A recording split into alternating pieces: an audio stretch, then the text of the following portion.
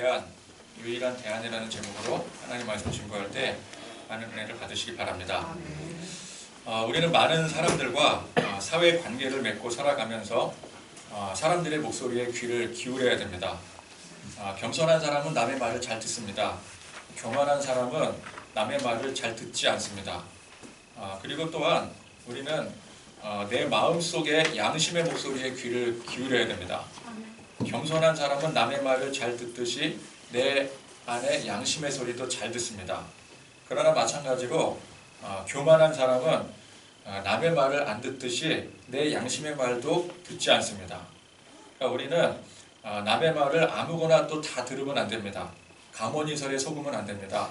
그러니까 우리의 양심이 올바른 기준으로 바르게 정립이 되어 있을 때 우리의 마음속에서 그런 말들을 걸러줄 수가 있는 것이죠.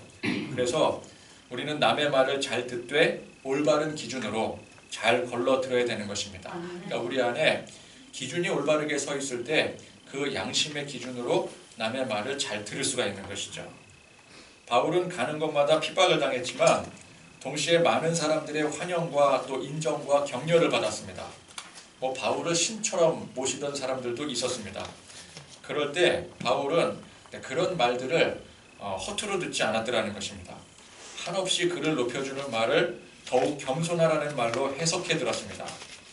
우리는 보통 누가 이제 우리를 한없이 높여줄 때 거기에 취하기가 쉽지 않겠습니까? 그렇죠? 그래서 곧잘 이 교만에 빠지기가 쉬운데 지혜로운 사람은 그런 말들 속에서 오히려 겸손의 자리로 찾아가게 되는 거예요. 앞서 말씀드린 것처럼 내 안에 양심의 소리에도 귀를 기울이기 때문에 그게 잘 어우러졌을 때 사람들이 듣는 소리를 그거를 잘 해석해서 올바르게 받아들일 줄 아는 것이죠. 우리 지난 시간에 쉰들러 리스트 영화의 예를 제가 들지 않았습니까? 이 독일인 사업가였던 쉰들러는 자기의 전 재산을 털어서 유태인들을 자기 공장에 고용을 합니다. 그 목적이 뭐였어요? 돈을 벌기 위함이 아니었고 돈은 거기다가 다 쏟아부어서 나중에 쫄딱 망했죠. 목적은 그들을 불쌍히 여겨서 살리기 위함이었습니다. 독일인이었지만 그 유태인 노동자들이 너무 불쌍했던 거예요. 그들을 살리기 위해서 자기 전 재산을 털어서 그 유태인들을 고용을 합니다. 그 덕분에 목숨을 얻은 이 유태인들이 나중에 이제 헤어지게 되었을 때 쉰들러를 다 높이면서 칭찬을 하죠. 당신 때문에 우리가 살게 되었습니다. 그런데 쉰들러는 그 말을 그대로 듣지 않고 자기 양심의 귀를 기울였더라는 거예요. 나는 여러분들이 높여주는 만큼의 사람이 아니라는 것이죠. 더 구할 수 있었는데 한 사람이라도 내가 더 노력했으면 더 구할 수 있었는데 나는 그러지 못한 사람이었다라고 사람들은 물론 자기를 높여주고 칭찬하지만 그걸 고지고대로 받아들이지 않고 내 양심의 마음의 목소리에 더 귀를 기울였더라는 거예요. 그래서 그를 높여주는 말을 더 겸손하라는 의미로 받아들인 것입니다. 이렇게 연말에 그 시상식 같은데 보면은 연예인들 이렇게 가수나 영화인들이나 이렇게 수상하잖아요. 그럼 수상 소감 보통 이렇게 얘기를 합니다. 이렇게 주신 상은 더 열심히, 더 겸손하라는 뜻에서 주신 줄 알고 더 열심히 하겠습니다. 보통 이제 그렇게 얘기를 하죠. 주변 사람들 막 얘기도 하지만 꼭 그런 식으로 이렇게 수상 소감을 얘기를 합니다. 우리가 잘한다, 어떤 칭찬을 들을 때에 그거를 내가 잘한 것에 대한 보상으로 여기면 안 됩니다. 더 겸손히, 더 열심히 하라는 말로 들어야 되는 거예요. 근데 보상으로 듣게 되면 사람은 교만해지게 되고요. 더 그런 소리를 듣기를 원하게 되고 그런 소리를 안 해줄 때에 이제 싸움이 나게 되는 것이죠. 왜 나를 그렇게 인정해주지 못하냐? 시험 들게 되는 거예요. 교회 안에서도 마찬가지입니다. 내가 뭔가를 열심히 한 것 같은데 그거에 대해서 누가 얘기해주지 않고 알아주지 않을 때 시험 드는 거예요. 목사님이 알아줘야 되는데 목사님이 한마디 언급도 없다. 그래서 그 다음 주에 교회를 안 나와버리고 맙니다. 우리는 그러면 안 되는 거예요. 물론 다 알아줘야 되겠지만 알아주고 높여주는 거 그거를 우리가 원하고 그것 때문에 일하는 게 아닙니다. 우리는 더욱더 충성을 하기 위해서 일하는 거예요. 사람 보기 위해서 하는 게 아니라 하나님 보시기에 당연히 일을 해야 되는 것입니다. 그래서 우리는 마땅히 하나님 앞에 충성을 다해야 되는 것입니다. 자, 그렇게 우리가 나 자신을 한없이 낮추는 것이 중요한데 그 가운데 변하지 않는 명확한 진실이 있습니다. 바울이 자기 양심에 나는 더 열심히 잘할 수 있었는데 그러지 못했다고 항상 부족함을 고백할 때에 그는 더욱더 하나님 앞에 충성을 다할 수 있었습니다. 그런데 분명한 사실은 그가 하나님 편에 서서 굳건한 믿음으로 진리의 복음을 선포했다라는 것이죠. 이것은 변하지 않는 사실입니다. 그런 그의 마음에 사실은 사람들 앞에서는 하나님 믿어야 된다, 믿음을 강조하지만 자기는 솔직히 안 믿어졌다거나 하나님을 사랑하는 마음이 가짜였다거나 영혼을 불쌍히 여기지 않은 채 억지로 복음 증거한 것이 아니었더라는 것이죠. 하나님을 온전히 믿고 사랑함으로 열심히 사명 감당한 것은 변함없는 진실이었습니다. 쉰들러가 스스로의 양심에 나는 한참 모자랐노라고 부족했다고 고백하는 가운데 분명한 건 뭐예요? 그가 유태인들을 불쌍히 여기고 사랑했더라는 거예요. 그건 분명한 사실이었어요. 그래서 그 마음으로 자기 사비를 다 털어서 수많은 유태인들의 생명을 살렸다라는 건 사실입니다. 바울이 오늘 말씀에 26절, 27절에 그러므로 오늘 여러분에게 증언하거니와 모든 사람의 피에 대하여 내가 깨끗하니 이는 내가 꺼리지 않고 하나님이 뜻을 여러분에게 전하였습니다. 자, 이 말은 내가 그동안 열심히 했다. 그렇기 때문에 당신들은 나를 인정해야 된다. 나만큼 한 사람 있으면 나와보라고 해라. 그런 자기 공로를 자랑하는 말이 아닙니다. 명백한 사실을 확인하는 거예요. 고백하는 것입니다. 나는 비록 주 안에서 또한 여러분 앞에서 많이 부족한 사람이지만 그럼에도 불구하고 확신하는 것은 내가 지금까지 한 일이 결코 헛된 일이 아니었고 하나님께서 주신 사명에 충실히 임했다라는 것입니다. 가짜가 아니었더라는 거예요. 여러분을 향한 이 마음은 진실된 마음이었더라는 거예요. 제가 비록 부족하지만 그러나 이 목회를 향한 여러분을 향한 마음은 진실된 것이었습니다. 그렇게 고백해야 되는 것이죠. 그러니까 우리는 항상 겸손한 가운데 확신이 있어야 되는 것입니다. 내가 여전히 믿음이 부족하지만 그럼에도 하나님은 내 믿음을 보시고 나를 구원하셨다. 이 고백이 있어야 됩니다. 믿음이 부족한 건 맞아요. 그렇죠? 그런데 그 믿음을 보시고 하나님은 나를 구원하셨어요. 이건 사실이에요. 나는 믿음이 부족합니다. 그래서 믿음이 부족하기 때문에 구원받기는 다 틀렸습니다. 이게 아니에요. 어떤 사람은 이게 겸손이 미덕이라고 저 같은 사람이 어떻게 감히 구원받고 천국 가겠습니까? 그걸 겸손이라고 생각하고 말하는 사람들이 있어요. 그러나 그거는 겸손이 아닙니다. 여러분 참 진리가 무엇입니까? 진리가 뭐예요? 나 같은 죄인도 구원하신 예수 십자가의 보혈의 은혜가 이게 진리예요. 아멘. 우리 주님께서 나 같은 죄인 때문에 직접 오셔서 기껏 십자가까지 지셨는데 그걸 믿는다고 고백하면서도 나 같은 사람은 감히 구원 못 받지요 하면은 예수님께서 직접 이루신 일을 자기가 부정하는 거예요. 맞습니다. 나는 부족한 사람 맞아요. 나는 믿음이 참 연약해요. 그러나 내 믿음, 물론 내가 예수님을 믿는 그 믿음이 중요하지만 어떤 내 행위, 그것을 보시고 하나님이 나를 구원하시는 게 아니라 예수님을 보시고 구원하시는 거예요. 나를 보고 구원하는 게 아니라 예수님을 보고 구원하시는 거라고요. 하나님께서 예수님이 십자가를 지신 그 증표를 보시고 나를 구원해 주시겠다고 하시는데 내 공로가 아니라 내 능력이 아니라 예수님 때문에 나를 구원하시겠다고 하시는데 내가 뭐라고? 그게 아니라고. 나에겐 능력이 없다고. 나는 그만한 믿음을 보이지 못한다고. 그래서 안 된다고 부정을 하겠습니까? 이건 겸손이 아니라 교만이에요. 여러분 우리 확실히 하셔야 됩니다. 그래도 예수 믿는 사람이 겸손해야지 그러면서 저는 아직 멀었지요. 이거는 겸손이 아니에요. 왕이 하사품을 내리는데 나는 죽어도 못 받겠다고 부정하면은 그게 충성입니까? 왕을 경멸하는 행위죠. 그래서 참된 겸손은 참 진리를 바탕으로 이루어지는 거예요. 그러니까 진리를 알아야 우리는 제대로 겸손할 수 있는 거예요. 진리를 모르면 나는 겸손한다고 하는데 그게 사실은 교만으로 가는 거예요.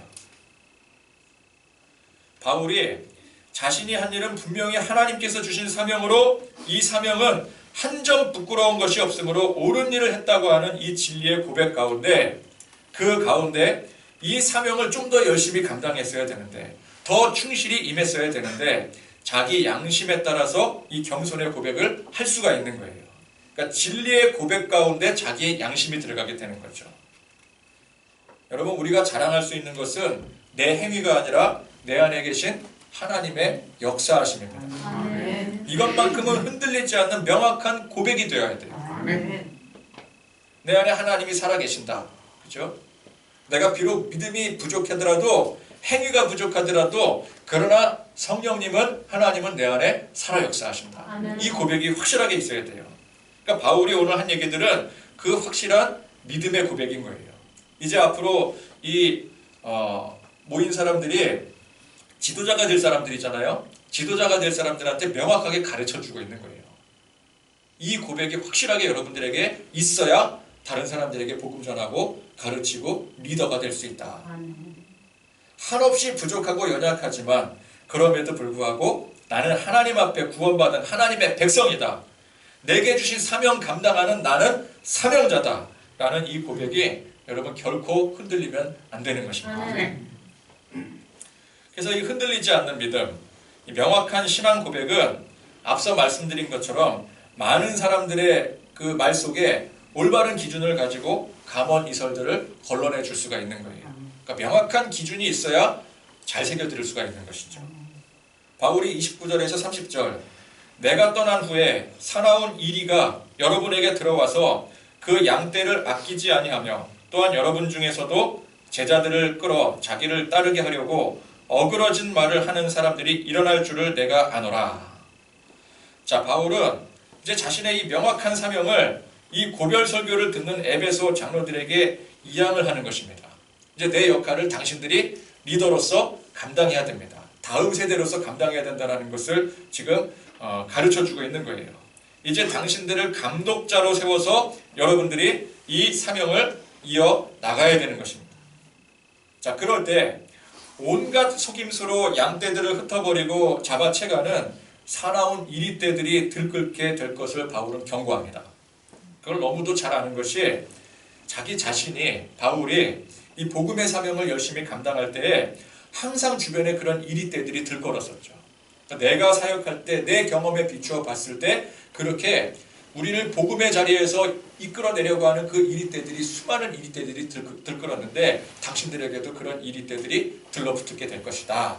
그거를 지금 경고하고 있는 것입니다. 그럼 어떤 사람들이 이리떼들이겠습니까? 복음을 반대하여 방해하는 자들이 이리떼와 같은 자들입니다. 그러니까 종교적으로 탄압하는 어떤 세력, 장차 대대적으로 핍박하는 로마 정부도 이제 교회를 핍박하게 되면 그런 이리떼가 되겠죠. 또 이민족의 어떤 타 종교자들, 그리고 유대 근본주의자들, 이들은 복음을 반대하여 교회와 성도들을 잡아먹는 이리떼들이었습니다. 또한 그런 자들이 교회 밖에만 있는 게 아니라 교회 안에도 있더라는 것입니다. 여러분들 중에서도 제자들을 끌어 자기를 따르게 하려고 어그러진 말을 하는 사람들, 교회 안에 있는 이리떼들을 말하는 것이죠. 그러니까 적은 언제나 외부에만 있는 것이 아닙니다. 외부의 적은 어때요? 대놓고 나는 적이다, 나는 적군이다, 그렇게 대적을 하겠지만 내부의 적은 어떻습니까? 겉으로는 악군인 것처럼 가장을 하기 때문에 구분이 힘든 거예요. 그러니까 외부의 적은 차라리 구별하기가 쉬워요. 그죠? 우리를 핍박하는 자들, 복음을 핍박하는 자들, 외부의 적 아니겠습니까? 근데 내부의 적은 우리가 잘 몰라요. 너무 교묘하기 때문에. 그런데 외부의 적이건 내부의 적이건 이들의 도전에 대처하는 가장 좋은 방법은 맞서 싸우는 게 아니라 나 자신을 굳건히 지키는 것입니다. 악한 마귀가 우리를 대적할 때 거기에 굳이 우리가 나가서 맞서 싸우는 게 아니라, 여러분 싸우면 어떻게 돼요? 여러분 우리도 이렇게 일상 속에서 이제 싸울 일, 분쟁할 일이 생겨서 싸우면 어떻게 됩니까? 한 사람만 피해 봅니까? 쌍방이 피해를 보게 돼 있어요.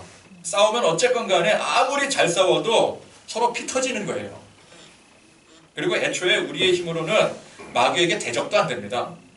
괜히 싸우겠다고 덤비는 게 아니라 우리 스스로의 견고한 믿음을 잘 지키는 게 이게 중요한 거예요. 아멘.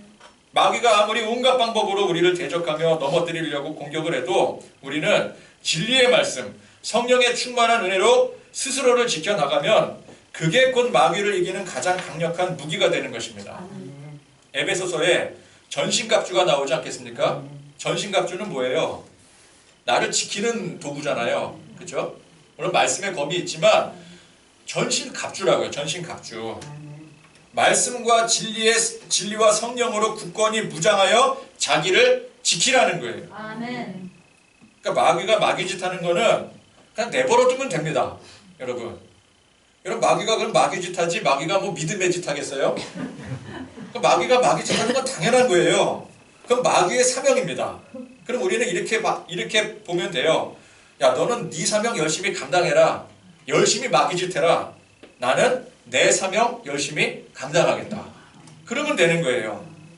근데 그렇게 해야 되는데 뭐 도시락 싸들고 다니면서 마귀 쫓아다니면서 어떻게 마귀 너 그럴 수 있느냐 그러면서 네 사명 너 도무지 용납하지 못하겠다. 너도 하나님 믿어라. 그리고 싸우자고 덤비면은 쌍코피밖에 더 터지겠습니까? 그죠? 마귀도 한 대 칠 거 아니에요. 그죠? 마귀의 펀치가 얼마나 세겠어요. 예로부터 교회는 이단 세력의 강력한 도전을 받아왔습니다. 요즘 보니까 JMS가 또 이슈가 되더라고요. 이게 참 이분이 이게 언제적 분인데 아직도 이렇게 지대한 영향을 끼치고 있는지 참 이게 대단한 분이긴 한 것 같아요. 그죠? 야, 보면은 참 대단하다 이 사람. 그런 생각 들지 않습니까?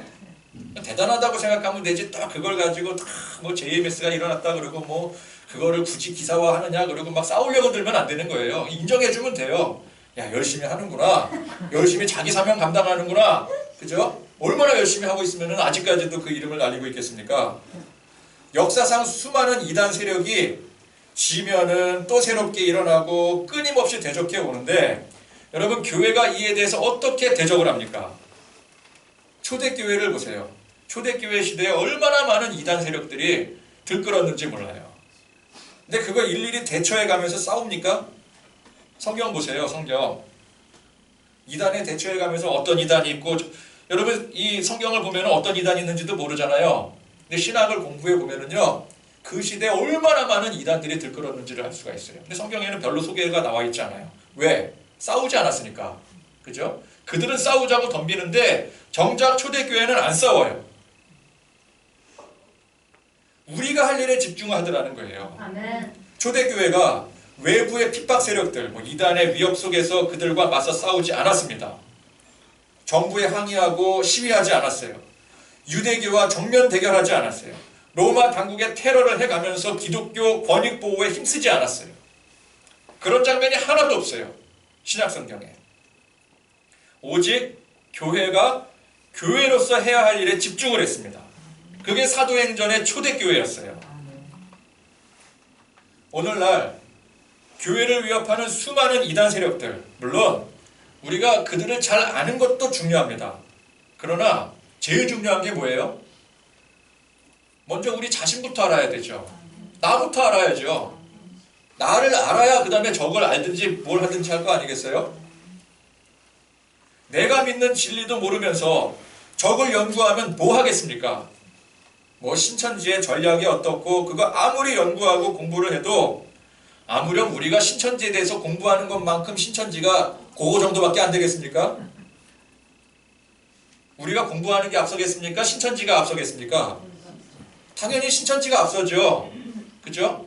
우리는 신천지의 그 공개된 정보만 가지고 판단을 하는 거죠. 신천지가 이렇게 공략을 하는구나. 신천지는 이런 데구나. 그러나 신천지는 벌써 그게 다 이제 오픈이 되어 있으면은 또 다른 방법을 가지고 또 다르게 시도를 해 나가는 거예요. 그럼 우리는 항상 뒤따라가는 입장이 되는 거죠. 그러니까 연구를 해서 쫓아가겠다? 그럼 우리는 항상 뒷공문이 쫓아가는 거예요.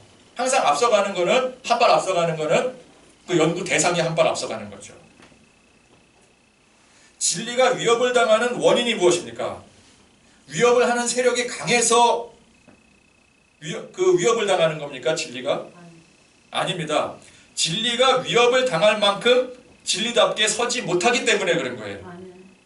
결국 문제는 공격하는 외부에 있는 게 아니라 내부에 있는 거예요.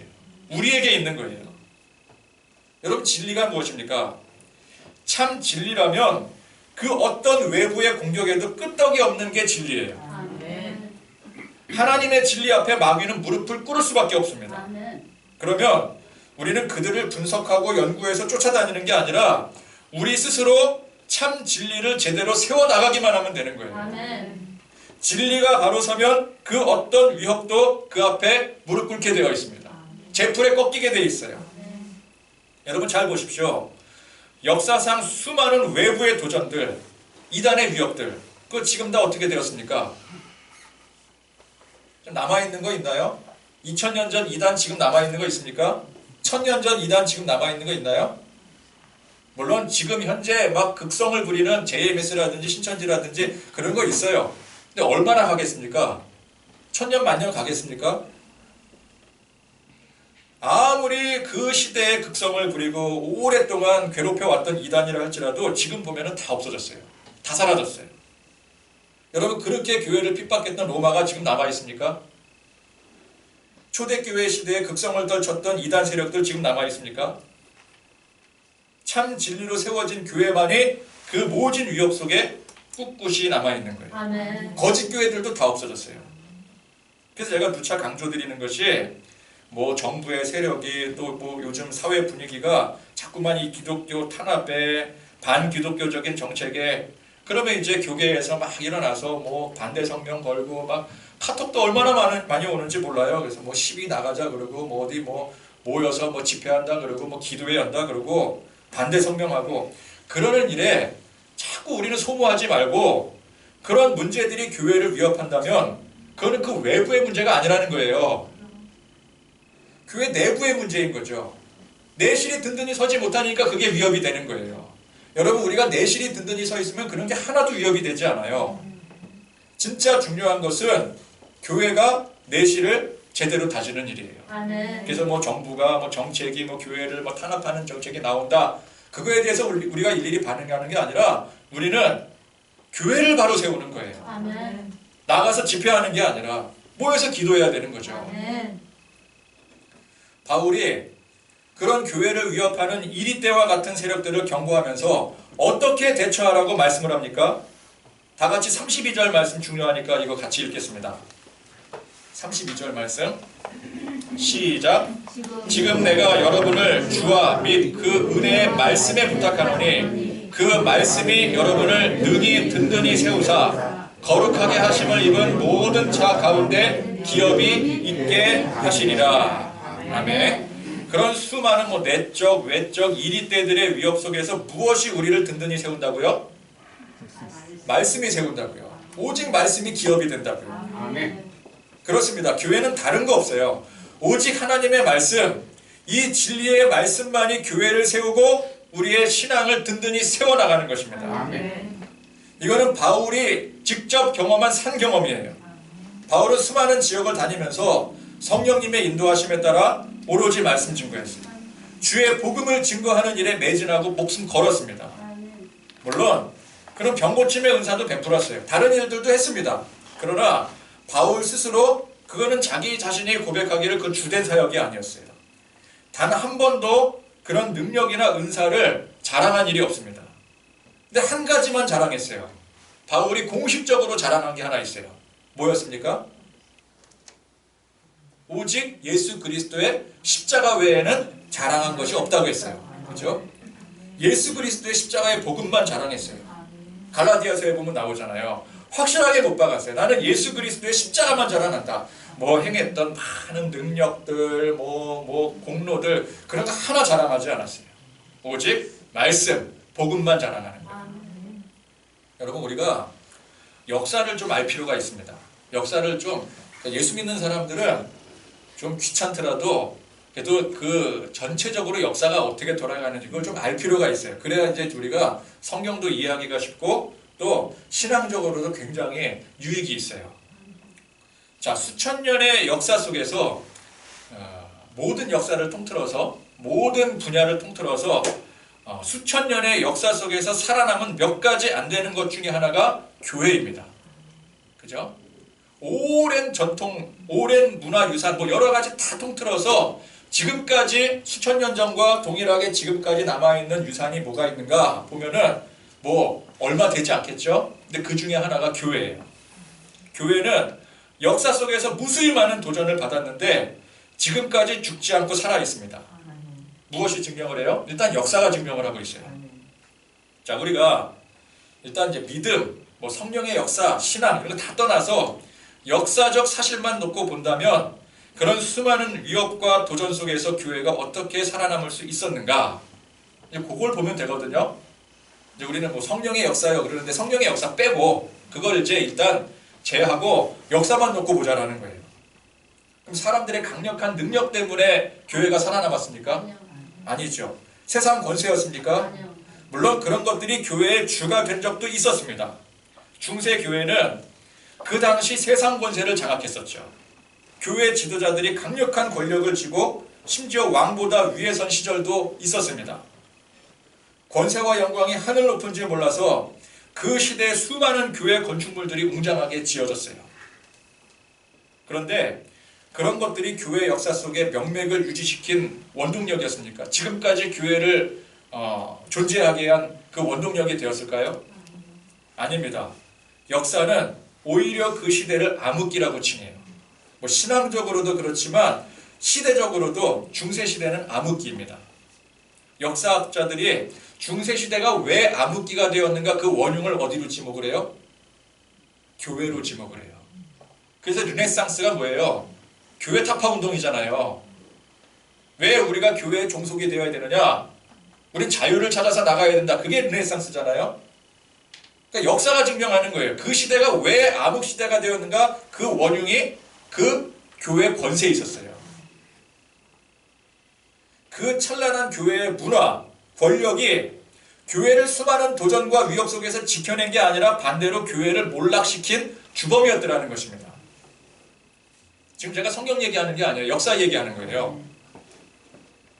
교회는 지금도 그런 권세와 영광을 호시탐탐 노립니다.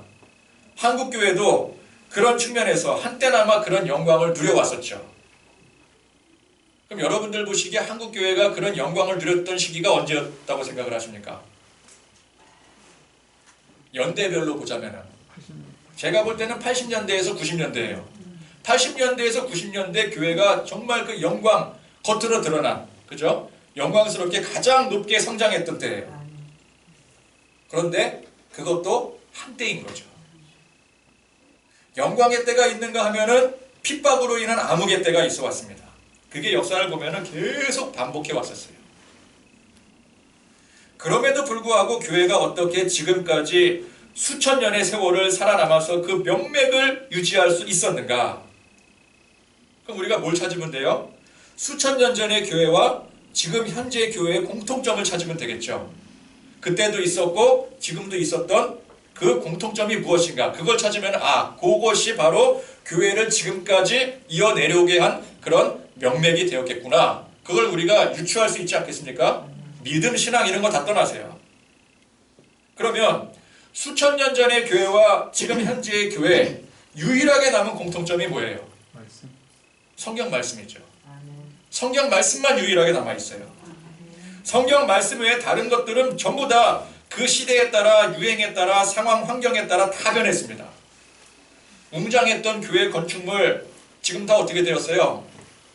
중세시대의 그 고딕 양식, 로마네스크 양식 그 훌륭한 건축물들이 지금은 다 관광명소로 전락해버리고 말았어요. 찬란했던 권세와 영광, 문화 그런 거 다 한때였습니다.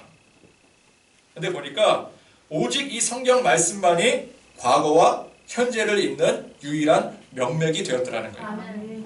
이거는 굳이 신앙 고백이 없어도 역사만 알아도 나오는 답이에요. 그래서 제가 역사를 알아야 된다라고 말씀을 드린 거예요. 그러니까 역사만 좀 우리가 조금만 깊이 연구를 하면은 야, 수천 년 전에 처음 교회와 지금 교회와 공통점이 뭐냐, 유사점이 뭐냐, 그거 찾으면은 그게 핵심이겠구나. 그 연구하면 나오는 거거든요. 여러분 잘 보십시오. 역사적 사실만 보더라도 수천 년의 세월 동안 교회가 그 명맥을 유지한 그 유일한 한 가지가 이 성경 말씀이었더라는 거예요. 그 외의 모든 것들 다 사라지고 없어졌습니다. 더 나아가서 성경 말씀을 중심으로 한 예배가 살아남아 있죠. 아멘. 그러니까 말씀은 예배랑 같이 가는 거예요. 말씀이 있으니까 예배가 되는 거예요. 아멘. 예배한다는데 하나님 말씀이 없으면 예배가 안 되죠. 대상이 없는데 어떻게 예배를 드립니까? 말씀만 있으면 뭐예요? 말씀을 가지고 말씀이 있으니까 하나님을 믿고 예배하는 거죠. 그러니까 말씀과 예배는 같은 거예요, 사실은. 그렇죠? 물론 예배의 형식도 시대에 따라 다 달랐습니다. 그러나 그 핵심, 본질만큼은 이 성경 말씀을 중심으로 오늘날까지 이어져 내려온 거예요. 다른 건 다 변했어도 수천 년 전 이 초대교회나 지금 현대교회나 똑같은 유일한 것이 말씀과 예배입니다. 아멘. 그러면 이제 답이 딱 나오죠. 교회의 핵심이요 본질이 무엇입니까? 우리가 다른 건 다 놓쳐도 결코 놓칠 수 없는 가장 중요한 교회 유산이 무엇입니까? 성경 말씀과 이 말씀을 기반으로 한 예배 중심이에요. 이걸 좀 또 착각하시면 안 되는 게 예배 형식은 여기에 들어가는 게 아니에요. 예배 형식은 항상 바뀌어 왔어요. 그 시대에 따라 달라졌었어요. 초대교회 예배 형식과 지금 예배 형식은 많이 달라요. 그렇죠? 근데 예배 중심만큼은 절대 변하지 않았어요. 이거는 제가 다시 말씀드리지만 신앙 고백, 어떤 영적인 깨달음이 없어도 조금만 깊이 연구하면 나오는 결론입니다.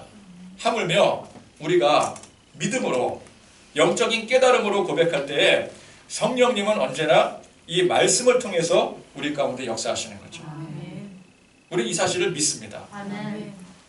교회는 오로지 진리의 말씀을 통해서만 성령님께서 우리 각자에게 역사하신다는 사실을 우리는 신앙 고백, 믿음을 통해서도 확인하지만 역사적 사실을 통해서도 확인할 수가 있는 거예요.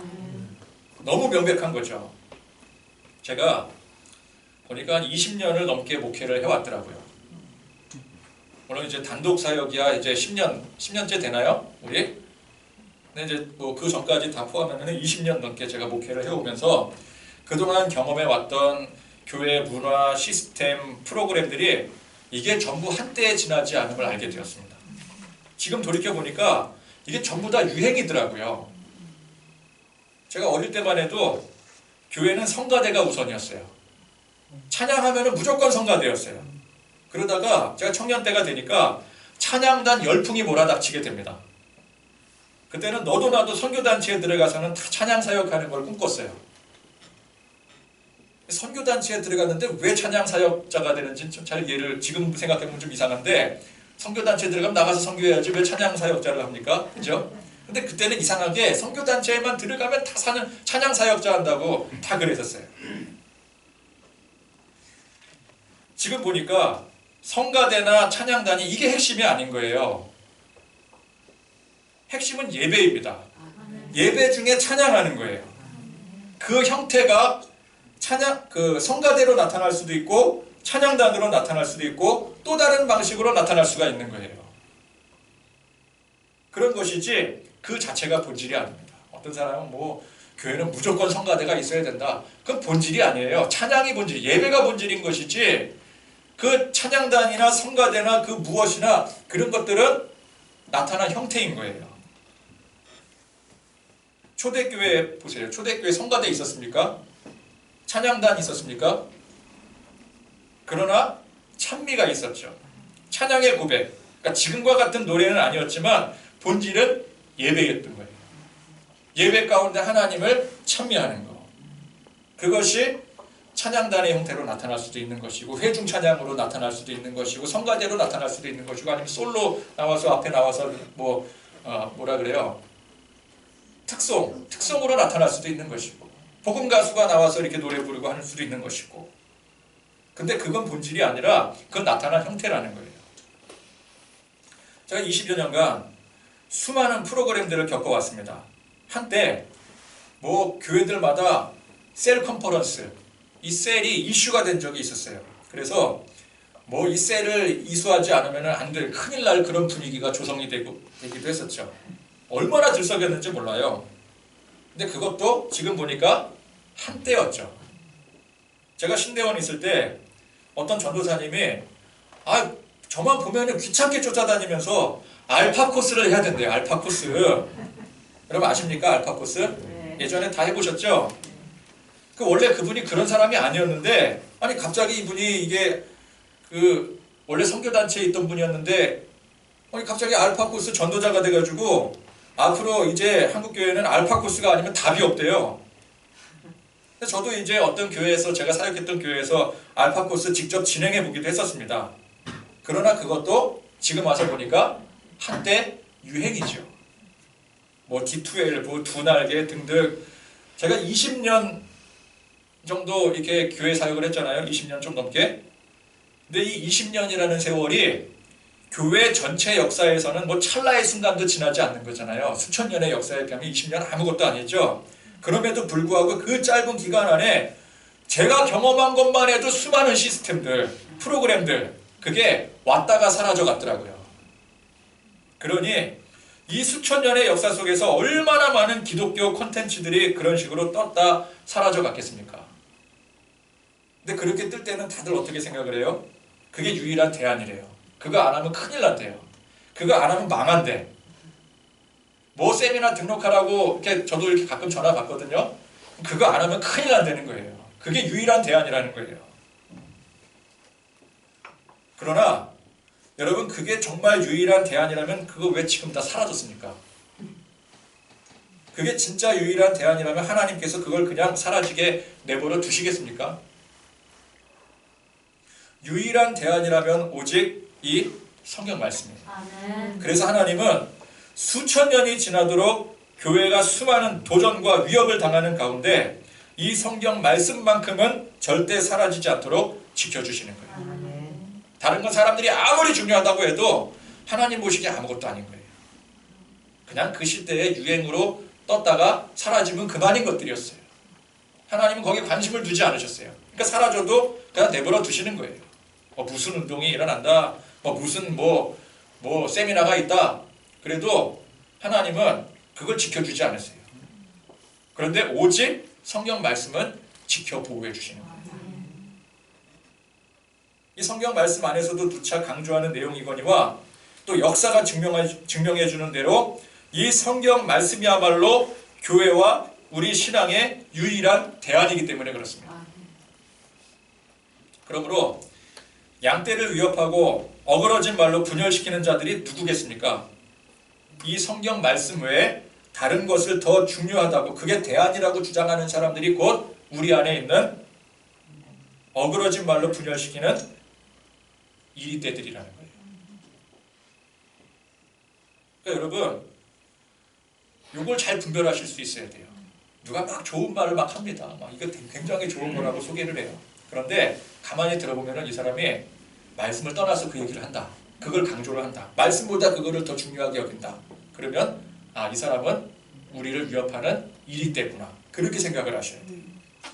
나랑 가까운 사람이라고, 그럴 사람이 전혀 아니라고 그렇게 생각하시면 안 돼요. 우리 정확하게 판단할 줄 알아야 돼요. 그래서 우리가 진리를 알아야 되는 거죠. 예나 지금이나 오직 이 말씀만이 유일한 대안이요 핵심인 것입니다. 아멘. 결국은 보니까 돌고 돌아서 말씀으로 돌아오더라고요. 아멘. 결국 돌고 돌아서 말씀으로 돌아와요. 결국 지금 교회가 뭘 붙들고 있어야 돼요? D2F 붙들겠습니까? 셀 컨퍼런스 붙들겠습니까? 알파 하겠어요? 지금 와가지고 말씀 붙들어야지 뭘 붙들겠어요. 진리의 말씀이 우리 안에 온전히 고백되어질 때 우리의 신앙이 바로 서게 되고 교회가 진리를 위협하는 수많은 도전 가운데 스스로를 지키는 가장 중요한 힘이 되는 것입니다. 우리 주변의 수많은 말들 속에서 우리를 지키는 양심, 내 안의 중심이 말씀을 바탕으로 된 기준이 돼야 돼요. 그래서 역경과 고난과 수많은 도전 속에서 지켜야 될 본질이 바로 이 말씀이라는 사실을 여러분 다시금 고백하면서 또 깨닫는 귀한 시간이 되기를 간절히 축원드립니다. 아멘. 찬송